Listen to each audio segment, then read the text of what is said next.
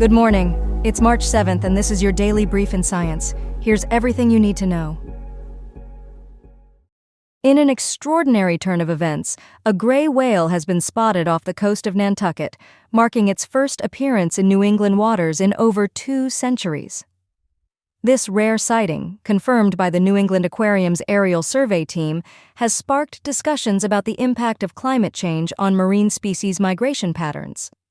Last week, 30 miles south of Nantucket, the survey team observed the whale for 45 minutes, initially skeptical of what they were witnessing due to the historical absence of gray whales in this region.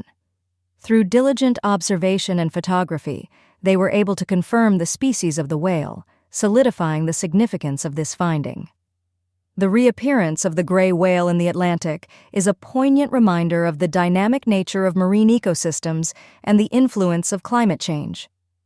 Warmer ocean temperatures are believed to have opened up new migration routes for marine species, including the gray whale.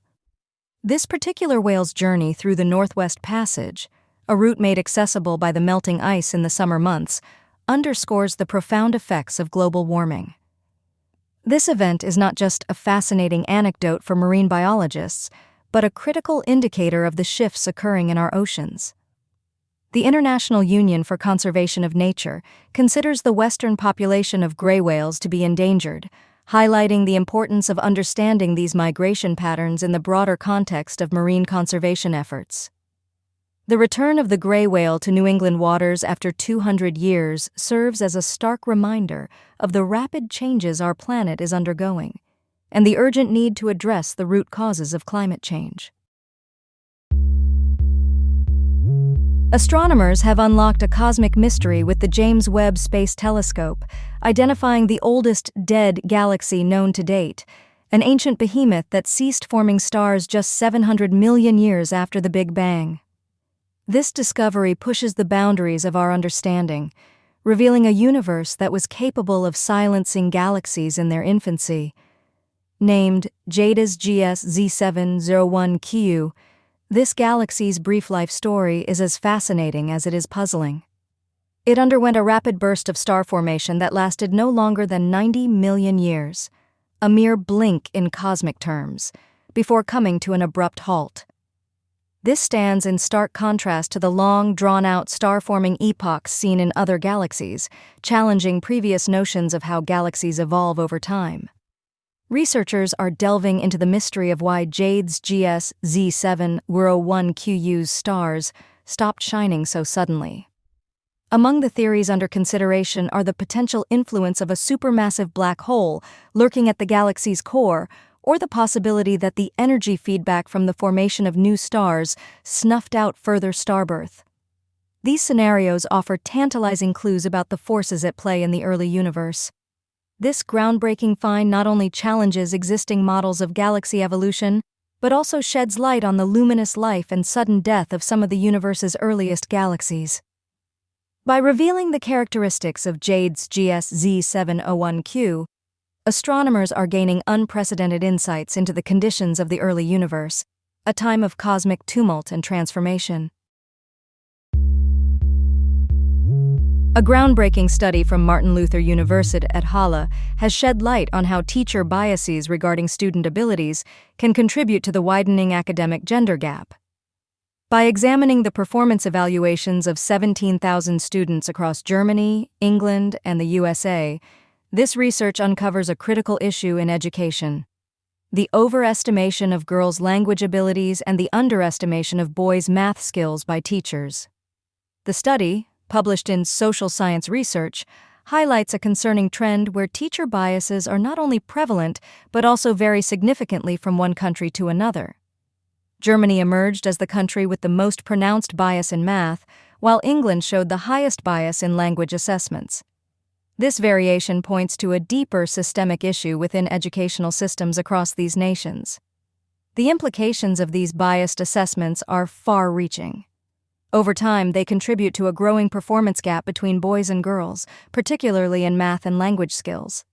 This study provides compelling evidence that teacher biases play a pivotal role in reinforcing gender disparities in academic achievement. It suggests that these biases are not merely isolated incidents, but are indicative of a broader trend that affects students' academic development and opportunities. In conclusion, the research from Martin Luther University at Halle serves as a critical reminder of the impact of teacher perceptions on student performance. By uncovering the extent to which gender biases influence teacher evaluations, this study calls for a reevaluation of assessment practices in education. It underscores the need for awareness and intervention to address and mitigate these biases, with the aim of fostering a more equitable academic environment for all students. A groundbreaking study has unveiled what could be the oldest evidence of early humans in Europe, right in Ukraine's Korolevo archaeological site. With artifacts dating back a staggering 1.4 million years, this discovery could rewrite chapters of human history. Researchers have uncovered ancient stone tools at the site, likely crafted by Homo erectus, the pioneering species known for walking upright and mastering fire. These tools, fashioned from volcanic rock, were presumably used for cutting meat and scraping animal hides.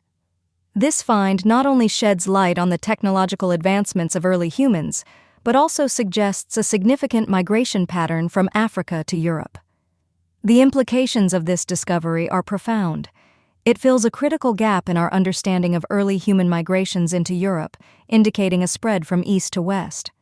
The Korolevo site's age positions it as the earliest known human settlement in northern Europe, highlighting the adaptability and survival skills of early humans in diverse environments. According to the research team, these early humans likely traveled to Korolevo during warmer interglacial periods, with the colder climates further north being less hospitable due to ice sheets reaching into the Carpathian Mountains.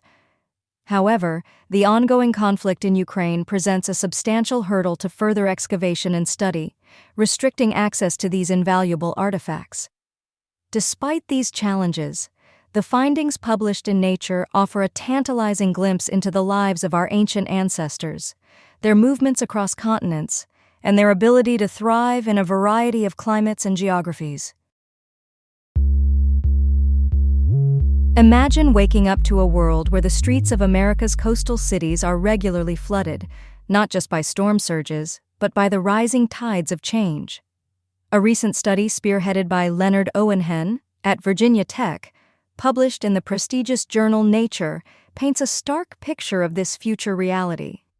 It warns that by 2050, land subsidence combined with sea level rise could significantly threaten lives and properties in these areas. The study identifies groundwater extraction and sediment compaction as the main culprits of land subsidence, while the melting ice caps and warming oceans are driving sea level rise.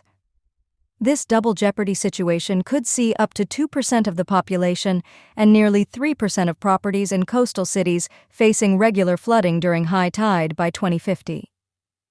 The researchers utilized advanced radar satellite readings to map subsidence and model future flooding scenarios with an unprecedented level of accuracy.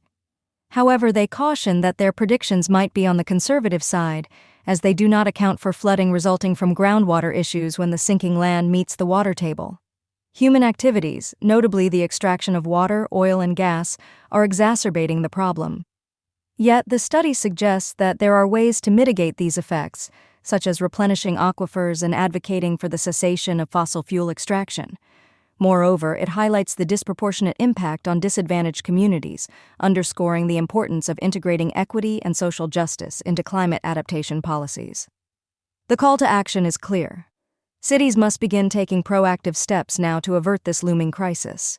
The researchers urge a unified approach among policymakers, urban planners, and communities to fortify coastal cities against these dual threats, emphasizing that waiting for extreme events to occur is no longer an option.